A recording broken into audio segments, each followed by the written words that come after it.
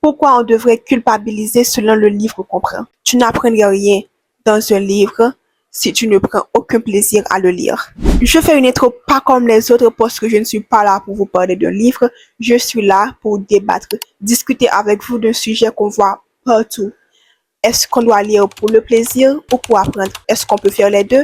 Ou est-ce que c'est grave de préférer l'un ou l'autre? Bref, on n'a pas la cœur ouvert. Mais à votre tour, hello tout le monde, j'espère que vous allez bien.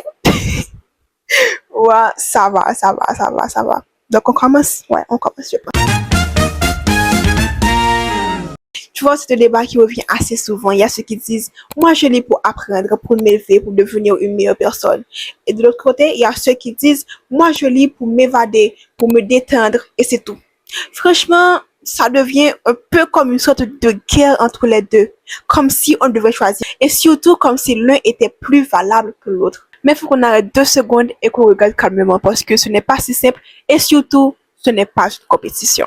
D'abord, lire pour le plaisir, parlons-en. Parce que ce mot plaisir, on le sous-estime trop. Lire pour le plaisir, ce n'est pas être superficiel. Ce n'est pas perdre son temps. Ce n'est pas choisir la facilité. C'est au contraire écouter son besoin profond. C'est de prendre un moment pour soi. C'est de s'accorder une pause dans un monde qui nous en laisse pas souvent. Alors, si un roman d'amour, une saga fantasy, un manga, un trailer un peu cliché t'offre ça, c'est déjà bien. Mais l'autre camp, celui de je lis pour apprendre, il a ses raisons. Il a toutes ses raisons. Parce que oui, la lecture transforme. Un livre peut te donner une nouvelle perspective. Un livre peut t'apprendre quelque chose que tu n'avais jamais imaginé. Peut te parler d'un pays, d'une époque, de combat que tu ne connaissais pas du tout avant. Alors, prendre le temps de lire un essai, une biographie, un roman engagé, c'est précieux. Ça t'aide à réfléchir, à t'éduquer et surtout à sortir de ta bulle. Mais voilà ce que j'ai envie de dire. Pourquoi on devrait choisir? Pourquoi on devrait culpabiliser selon le livre qu'on prend? Un jour, tu vas lire un roman hyper léger pour rigoler, pour respirer. Et le lendemain, tu plonges dans un texte hyper dense parce que tu avais envie de creuser un sujet, de grandir. Et parfois, dans ce même livre, il y a les deux. Tu apprends en te régalant. Ou tu vis une belle histoire et sans t'en rendre compte, tu réfléchis sur des sujets hyper profonds. Je vais le dire qu'une fois et je vais le dire doucement. Tu n'apprendras rien dans un livre si tu ne prends aucun plaisir à le lire. Voilà. Ton cerveau ne va rien retenir, rien du tout, parce que pendant que tu es là à lire un passage compliqué, ton cerveau, lui, il est en train de se dire, vas-y, il faut que je termine vite pour dire que je l'ai lu. Tu n'es plus là pour comprendre, tu es là pour dire, voilà, j'ai lu Hugo, j'ai lu Camus. Oh, ok, qu'est-ce que tu en as appris? Hein? Camus, ben, il parlait de l'absurde et que... Non, t'as rien compris, t'as rien capté du livre. Mais si tu veux vraiment apprendre, si tu veux vraiment aimer la lecture, faut pas juste lire un auteur connu. Faut comprendre ce qu'il dit, faut décortiquer, revenir sur des phrases, ressentir, se questionner. Et ce que peu de gens te disent, c'est qu'il y a des livres 1000 fois plus accessibles avec un style hyper fluide que presque personne ne connaît, mais qui parlent des mêmes choses profondes. Des romans contemporains, des livres jeunesse même, qui parlent de politique, d'inégalité, de racisme. Ça, c'est tout aussi précieux qu'un classique.